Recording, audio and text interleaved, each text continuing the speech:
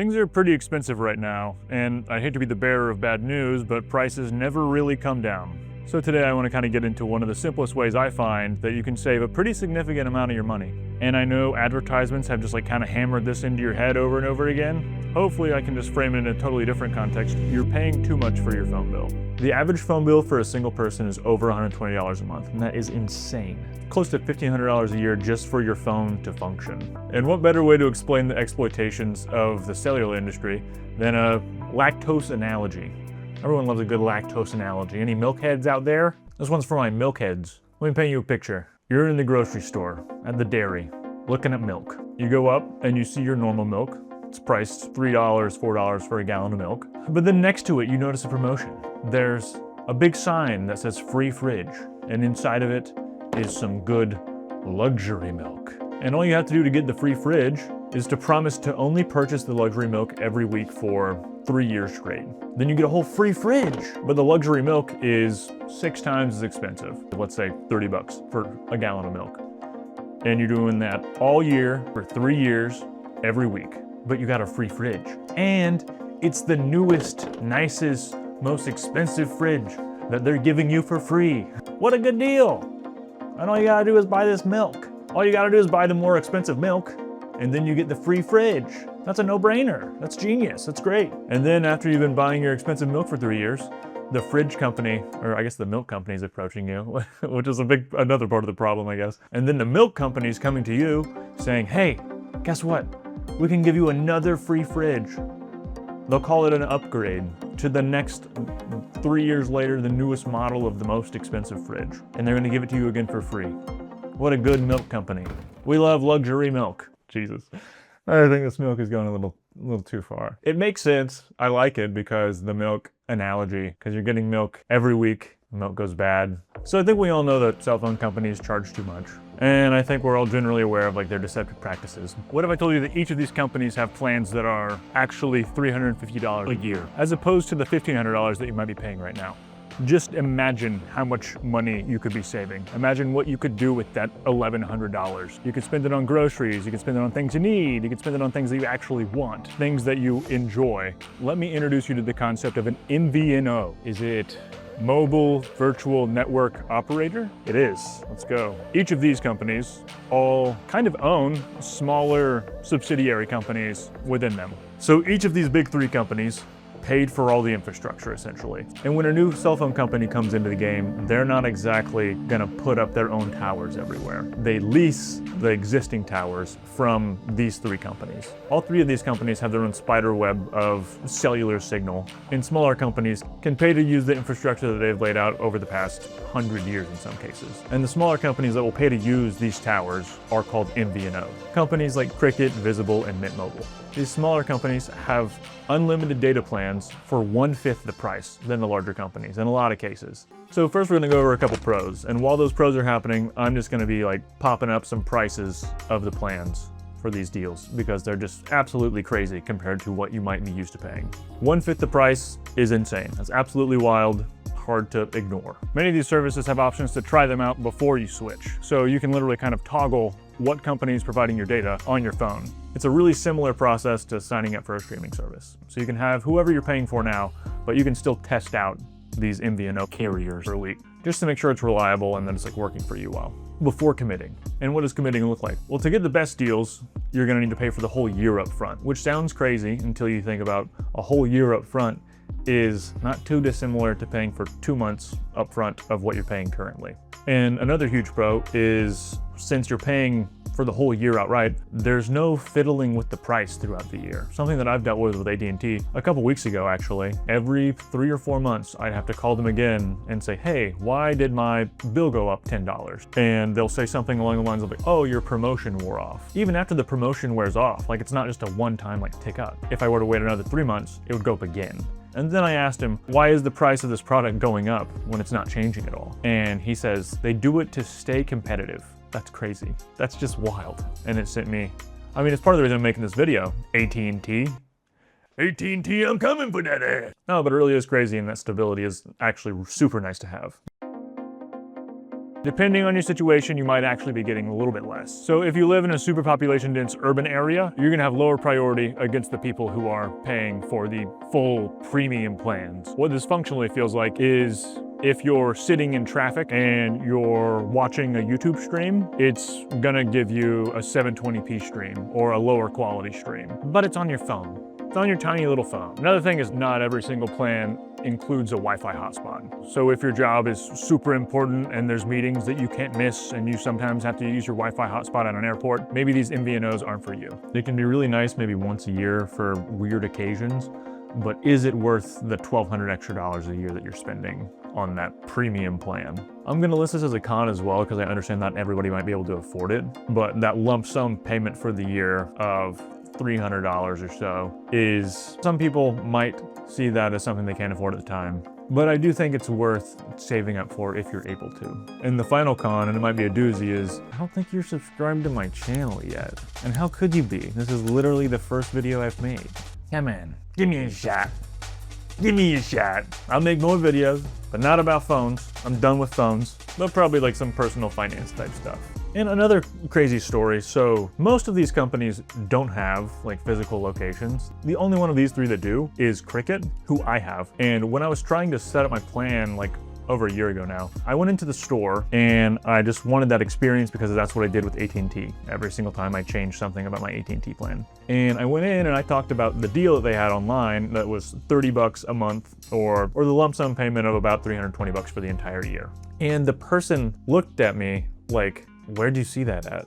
Like, he like didn't believe me. He thought I was like trying to like haggle with him or something like that. And then I told him it was an online deal and he's like, oh, we can't do online deals. And then he explains to me that as the employee working in the Cricket store, he doesn't work for Cricket. He works for the dude who owns the building. And it was just like making commissions off the phones. And it wasn't like a Cricket thing. Don't go into the store. Store's bad. They're gonna try to walk all over you the same way they would in a Verizon store. And again, as part of the cons, I'd like to just reiterate that these MVNOs aren't for everyone. Anyone can try it, but the people who are going to get the most out of it will have a certain kind of lifestyle. I'm gonna lay out two profiles for the prime candidate and then the kind of person that probably maybe you should consider not getting an MVNO. And just for full transparency, I'm absolutely the prime candidate category. The prime candidate is gonna be somebody that works from home, probably, or somebody who has Wi-Fi at work all the time, or somebody with a light commute.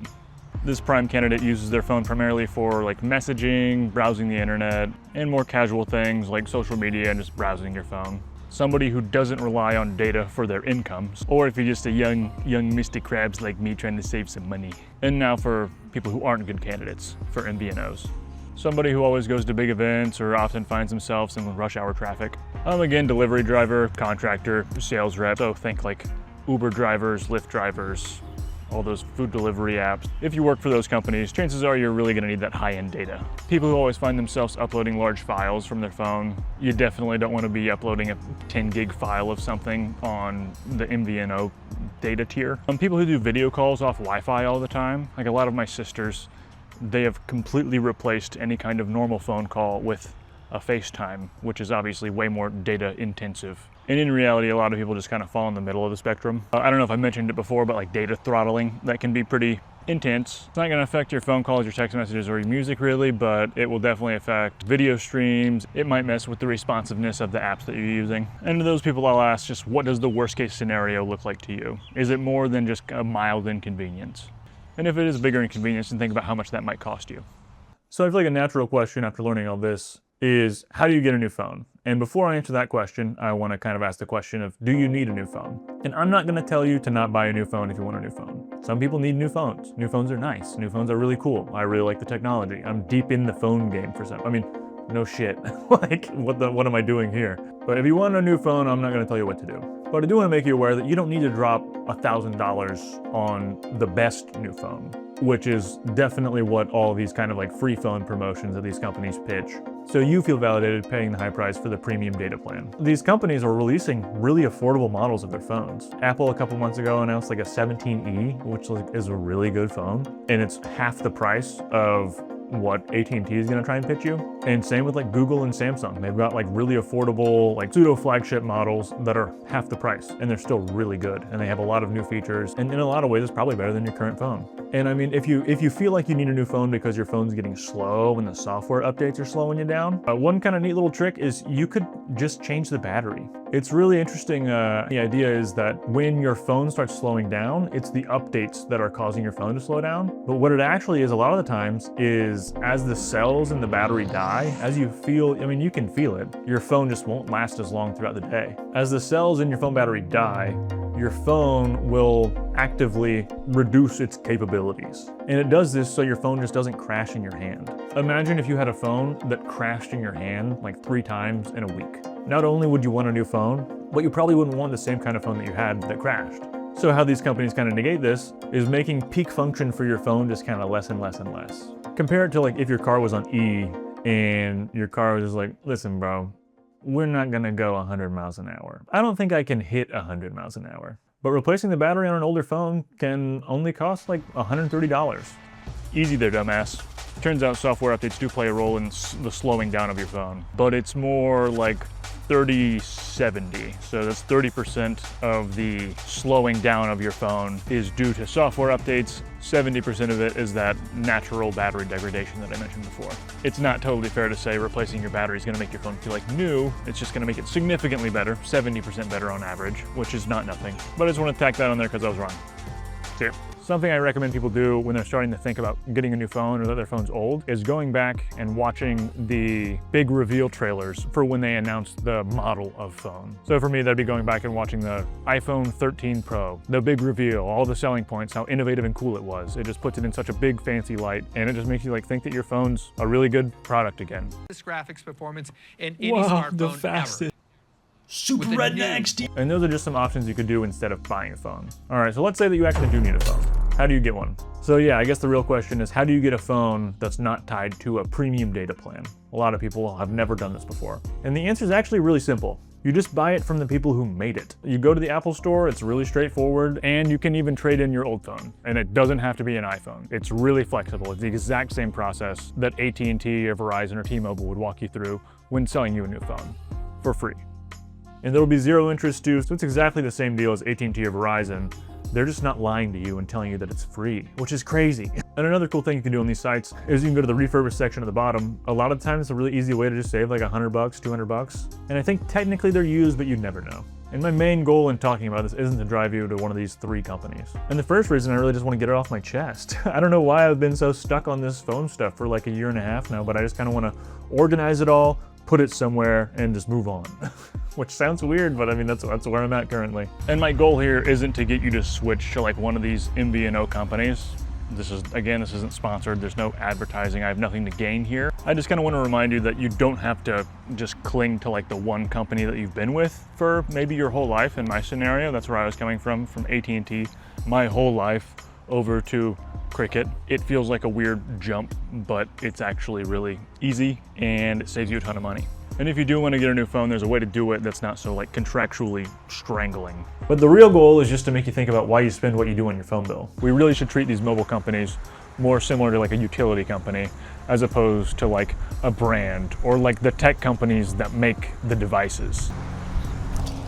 It's windy out. And how your life could actually get a bit easier if you actually spent that money on stuff that you get enjoyment out of or stuff that you really need. As a society, we've basically mastered how to get your cellular data to your phone. It's a pretty low friction process. And our phones can function for 3 years and we won't even think about it anymore. All the while, Verizon and T-Mobile get to sink into our bank statements and just keep absorbing our money. These companies thrive when you don't have to pay attention to them anymore. And it becomes a pretty uninteresting payment that automatically gets taken out of your bank statements. All right, thanks for listening to me yap. I'm done yapping. It's Robin being hella judgmental.